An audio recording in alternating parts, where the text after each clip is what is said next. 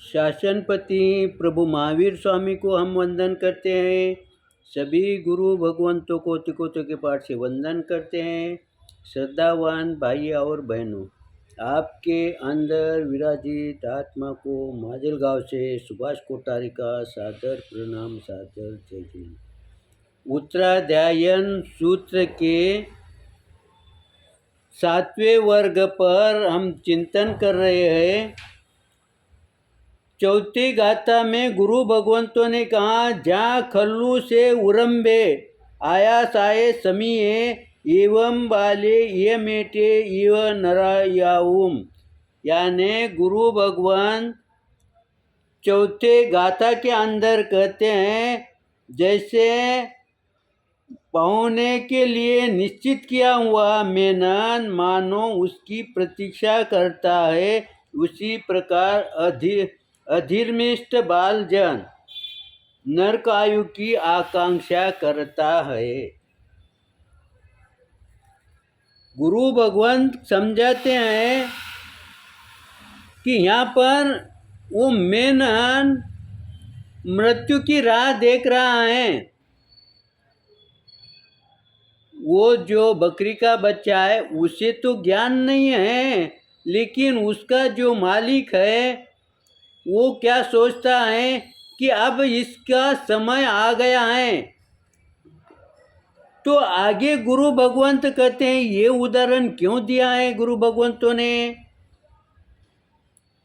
गुरु भगवंतों ने ये उदाहरण इसलिए दिया है कि जैसे वो मेनन को पता नहीं है अपना बलि जाने वाला है, वैसे ही मानव, कौन से मानव, यहाँ पर बालो शब्द दिया, यानी बाल जीव।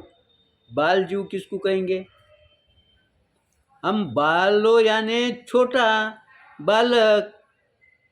तो यहाँ गुरु भगवान समझाते हैं, यदि आपकी उम्र 70, 75, 80 वर्ष की भी होंगी, लेकिन यदि आपकी कृति कहो, आचरण कहो अगर बच्चों जैसा होगा तो आप बालक ही हो, आप बुजुर्ग नहीं हो, आप सीनियर नहीं हो। इसीलिए कभी कभी गुरु भगवंत या हम व्यवहार में भी कहते हैं कि आपके ध्यान में ये बात कैसी नहीं आई, आप तो इतने समझदार हो ना, फिर इतने समझदार होते हुए ये बात तुमने कैसी की? क्योंकि हमारा वो अज्ञान है। इसीलिए गुरु भगवंत कहते हैं, अज्ञानी जीव भी वो वैसी ही कृति करते रहता है। जैसे उसने बकरी के बच्चों को परिपुष्ट किया, वो परिपुष्ट करने वाले व्यक्ति को ये ज्ञान है इसका बलि देने का है, तो उसे ये ज्ञान नहीं है क्या? ये हिंसा के काम है, इससे मुझे दोष लगेगा, पाप लगेगा, ये ज्ञान उसको नहीं है क्या? ये उसको ज्ञान है, लेकिन उसका ज्ञान सुप्त अवस्था में पड़ा हुआ है। सुप्त अवस्था में क्यों पड़ा हुआ है?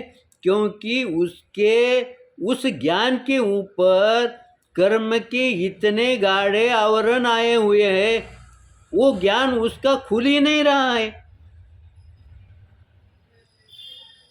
आज हमारा ज्ञान क्यों खुल रहा है? हमें इस ज्ञान का, इस बात का, इस व्यवहार की जानकारी हम कैसा जान रहे हैं ये अच्छा है ये बुरा है? क्योंकि हमारे ज्ञान के ऊपर जो कर्म के आवरण है, आवरण तो हैं, लेकिन हमारे आवरण कैसे है? ये पतले हैं, ये हल्के फुल्के हैं। इसीलिए गुरु भगवंत कहते हैं कि तुम कर्म से नहीं बच सकते, कर्म तो करना ही पड़ेगा, लेकिन कर्म करते समय वो कर्म हल्के कैसे बने इसका ध्यान रखें। और इसका ध्यान हम कैसे रखेंगे? जब हमें उसका ज्ञान होगा। ज्ञान कब होगा? जब हम अध्ययन करेंगे, जब चिंतन करेंगे, उस समय हमें ज्ञान होगा। आगे गुरु भगवान क्या कहते हैं, इसी प्रकार अधर्मिष्ठ बालजन यानी जो नरक आयु की अपेक्षा करता है। अब नरक आयु की अपेक्षा कौन करेगा? कोई भी मोक्ष की अपेक्षा करेगा ना। तो ये जो सोचता है ना, उसे हम बोलते हैं अरे ये अच्छा नहीं, ये नरक के कारण है। हम भजन में भी बोलते हैं नरक के कारण 4।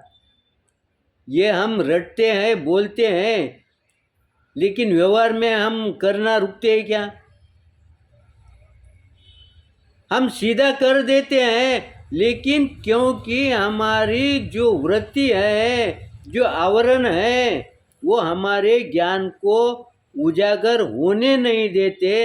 और उस ज्ञान को उजागर करने के लिए हमें कर्म के आवरण पतले करना पड़ेंगे। क्योंकि ये जो नर की तरफ जाने वाला आयु है, जीव है, ये हर कार्य, हर कर्म कठोरता से कठोर करता रहेगा। जैसे हमारे व्यवहार में किसी के साथ झगड़ा हो गया, झगड़ा करने वाले 2 जने होते हैं, उसमें एक आधा तीसरा आके कूद जाता है और वो तीव्र भाषा में उसे जवाब देता है। अब तीव्र भाषा जिसके साथ झगड़ा हुआ उसे आती नहीं क्या? उसे आती है, लेकिन वो क्या सोचता है, नहीं, मुझे ये भाषा का उपयोग नहीं करना चाहिए। लेकिन वो आते के साथ तीव्र भाषा में उपयोग करता है कि नहीं? क्योंकि उसे उस भाषा का, उसके परिणाम का उसे ज्ञान ही नहीं है। तो ज्ञान नहीं होने की वजह से वो क्या करता है, तीव्र भाषा का उपयोग करता है। अब जब तीव्र भाषा का उपयोग करता है तो ये कहाँ नरक के बंधन बढ़ जाते हैं। फिर वो ये भाषा का उपयोग क्यों कर रहा है? वो इसीलिए कर रहा है क्योंकि उसका स्वभाव बन चुका है। अब ऐसा जीव हम व्यवहार में भी देखते हैं, वो कभी भी थोड़ा भी बोला भी है ना, तो भी उग्र भाषा में ही बोलेगा, उसकी भाषा में कठोरता आएगी है। इसीलिए गुरु भगवंत कहते हैं हमारी भाषा कैसी हो, मृदु हो। हमारे गुरु भगवंत की वाणी कैसी होती है, मृदु होती कि नहीं? वही वाक्य हम बोलते हैं, वही वाक्य गुरु भगवंत बोलते हैं, दोनों के वाक्य में फर्क है कि नहीं? भले ही भाषा में अशुद्धता रहे तो भी मर्मकारी, कठोरकारी भाषा न हो। अब ये हर कोई जानता है, फिर इसका उपयोग क्यों कर रहा है? इसका उपयोग इसीलिए कर रहा है, उसका वो स्वभाव बन गया है ना। वो स्वभाव एकदम जाएगा क्या? एकदम नहीं जाएगा, और एकदम जाने की कोशिश भी नहीं करना। उसे अगर धीरे धीरे कम करते करते चलेगा। जैसे हमारे शास्त्र में एक कथा आती है, एक सांप की और एक 2 मुंह वाले सांप की। अब वो कथा पूरी तो ध्यान में नहीं आती, लेकिन जब वो सर्प सोचता है कि मुझे इन्होंने मार दिया, लेकिन जो 2 मुंह वाले हैं उसको उठा के बाजू को रखा। अब देखो उसे तिर्यंच योनि में वो ज्ञान जागृत हुआ कि नहीं? अब तब उस समय उसके ध्यान में आ गया कि मेरा जो स्वभाव है ना, ये गलत स्वभाव है। देखो उसका आयुष्य तो निकल गया, लेकिन उसका आने वाला भविष्य है वो कैसा रहेगा? वो अच्छा रहेगा, क्योंकि उसने पश्चाताप इसी भाव में किया है।